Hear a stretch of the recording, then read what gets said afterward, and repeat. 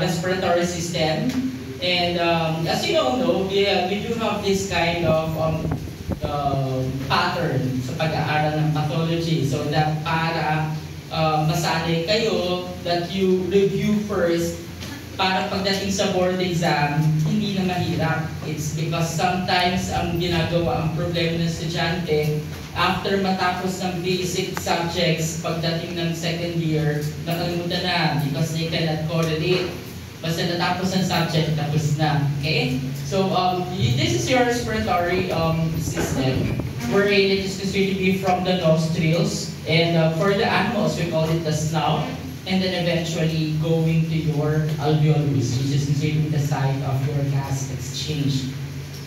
And most of the time, you have your nostrils, which contains the hair, which is considered to be full filtration. Kaya nagkakaroon ng booger, nagkakaroon ng bulamot, it's because of that particular hair. So you have your pharynx, that channels air down the airways. You have the pleural membrane, you have the nasal cavity, oral cavity, etc., etc. Okay? When we talk about the respiratory system, it can be categorized based on the functional category. For instance, you have your conducting zone, and then you have your respiratory zone. Wherein for the conducting zone, this is considered to be just a passageway. Okay? Ang function niya lang is daanan ng hangin. And most of it is considered to be associated also with regards to its defense. But on the other hand, with regards to the respiratory zone, this is where the actual gas exchange occurs. When we talk about anatomy, when we talk about the structure, conducting zone, it is from the snout, starting from the nose, going to your terminal bronchiole.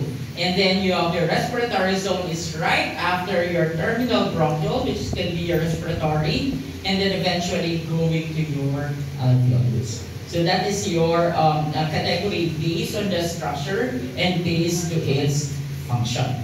So when you trace it, you have your bronchial tree. We call it the bronchial tree, wherein you have the trachea, you have the main bronchus, segmental bronchus, bronchioles, and it will go to your terminal bronchiole, going to your respiratory bronchioles, going to alveolar duct, alveolar sac, and then eventually you will have your alveolus.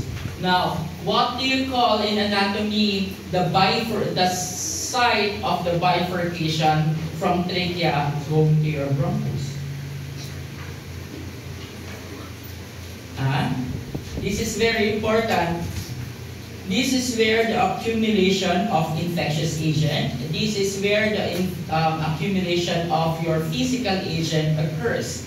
And eventually, when you do your bronchoscopy, you put a probe na merong camera to look with regards to your trachea going to your bronchus. And most of the time, you get the sample for bronchoscopy in that particular structure in anatomy. What do you call this? The bifurcation from trachea going to your bronchus. Starts with the letter and ends with the letter A. Carina. In US, they call it carina. Nung nag-aaral ako sa UK, they call it carina. Okay? So that is considered to be for the bifurcation of your trachea going to your bronchus. This is a very important structure. And in pathology, you always look on that particular structure. Bakit? Bakit kaya? In function-wise, if that is considered to be the trachea magbabifurcate, so kapag nahiwalay yun, ibig sabihin dun mag-accumulate. Di ba? That is considered to be the choke point with regards to your respiratory system. Now, with regards for the organization, you have your trachea, you have the left and right lobar bronchus, you have your lungs, bronchi, bronchioles, terminal bronchus, respiratory bronchus. Going to your alveolar ducts, and then eventually you have your alveoli. Okay? Now, let's start first with regards to the nasal cavity. Now, in humans, they call it the nasal cavity, or the part of the nose, is a part of your infectious triangle. What is infectious triangle?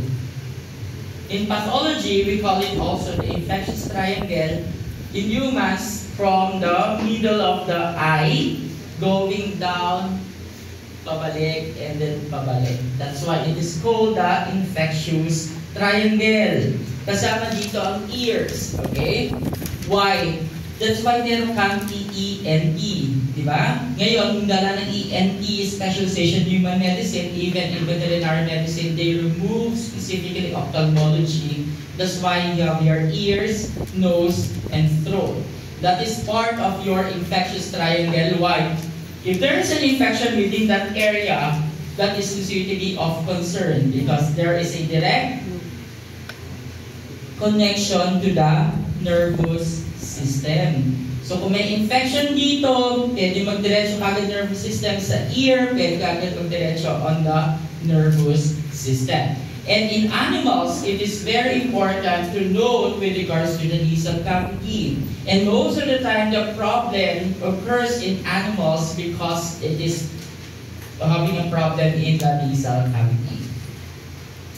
Lagi tayong dogs. In ruminants, for instance, tapos na ba kayo sa ruminant production? Oh. There is considered to be a thing with regards parasite that is considered to be residing on the nasal cavity of the specifically sheep and goat. What is that? Oh, that's why it is very important with regards to the nasal cavity. And in the nasal cavity, we do have structures such as you have your concha and then you have your meatus. And when you look at about the concha and together with the meatus, it's like a labyrinth. Pag hinawakan nyo yan in fresh sample, para siyang, hindi siya matigas para siyang may pagka-cushion. Okay? In anatomy, kailangan tanggalin mo yung gloves and then eventually i-feel mo yun. Because when you go to your medicine, you need to know that feeling when you touch the concha and together with the meatus to know if there is a specific problem with that area. Okay?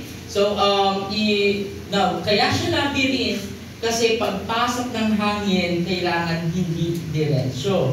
So, it will be filtered. Nakita niyo yung filtration, kailangan may iba't ibang dumadaan yung hangin so that it will be filtered at hindi diretsyo. Because, kung naubos, for instance, you have your parasite, and then eventually, inuubos niya yung concha, inuubos niya yung meatus, dire-diretsyo na yung kanyang air. It's like putting your handheld fan going to the nose.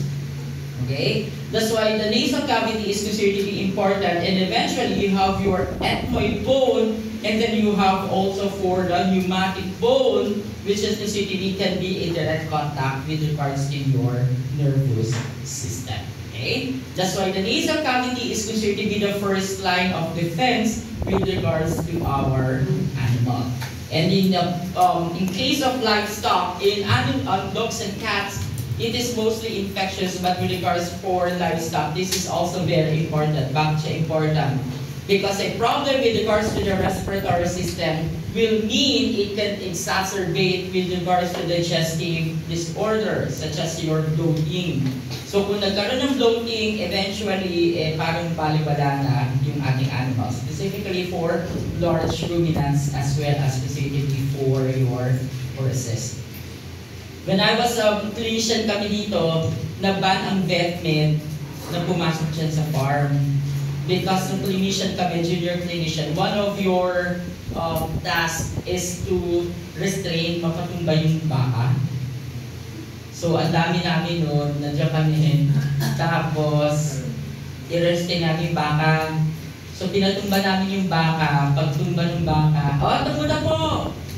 Tapos, kinabukasan, nag-bloat na yung baka kasi nga, pilay na. Tapos, gamutin nyo! Gamot. Tapos, after 4 days, nakita namin, may truck na pumasok dyan. Papatay na pala yung baka. So, wala na. So, hindi na pinapapasok ng veterinary dyan. So, sikat na naman ako. So, anyways. So, yun. You have also for the snout. You have your vestibule. This is just a review in regards to your histology. Wherein for the nasal cavity, you have your keratinized epithelium. And then, bakit siya keratinized for most of the animals? Because some of the animals, okay, syempre yung nose, wala naman silang kamay, okay? The tear, the normal wear and tear of that particular area, masalo with regards for the pigs, di ba? Kung nagkakamay sila, hindi nyo mapupunta, but eventually, if imagine niyo hindi kayo gagamit ng kamay, and then ano nyo, so your nose, which is considered to be part of the vestibule, can have also a direct contact. And in the nasal cavity, you have your hair follicle. Always remember this, that it is considered to be for your nasal cavity, you have your hair follicle. And in studying pathology, physiology, you always relate, di ba? So parang hindi naman tayo ng animals, eventually you have hairs in the nose, okay? So you have the respiratory area. When you say about the afternoon, you have from the trachea going to the terminal bronchiole, you have the function is considered to be for the defense, right? Aside from being a passageway, it is also by the defense. And what is that mechanism? It's the mucociliary escalator, okay? It comes from the structure which is considered to be the cells are secreting mucus and it contains your cilia. Now, what is the difference between your cilia and together with the flagella?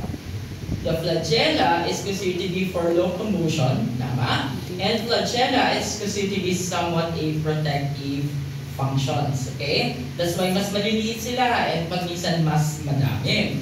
And in this one, we have the mucociliary escalator because of the mucus-secreting cells with cilia, wherein kapag may nakapasok physical agents or infectious agents, it will secrete mucus to trap that particular infectious agent and then eventually the propelling of your mucus going up by means of your cilia. Okay? That's why nagpo-produce ka ng phlegma if there is considered to be a associated with regards to the respiratory system. And eventually, you can see there is considered to be glands, and then you have prominent with regards to the cilia, and then the mucus secreting cells. Okay? Now, aside from that, in the respiratory system, you have also very important in animals, less with regards for humans, is that you have the olfactory epithelium. You have studied this in your histology, di ba? Importante ba to? Yes. And this is considered to be the one in animals na literal na naaamoy ko, nalalasahan ko yung amoy. Alam mo yun? Pag nakaamoy sila, parang nalalasahan nila. Why? Because there is considered to be a direct continuation from the, sometimes it is considered to be on the level of the palate going to your olfactory, okay? So in the olfactory epithelium, you have your dactylar cell, you have the olfactory cell, and it is considered to be lined by your basal cell, okay? That's po. In the upper respiratory tract also, aside from the mucociliary escalator, what can be the defense of the respiratory system? You have your coughing. In the upper respiratory tract, that is where your cough receptor is.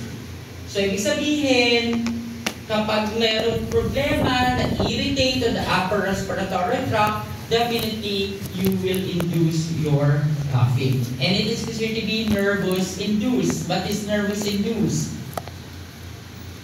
Diba? Ang cough is considered to be a reflex.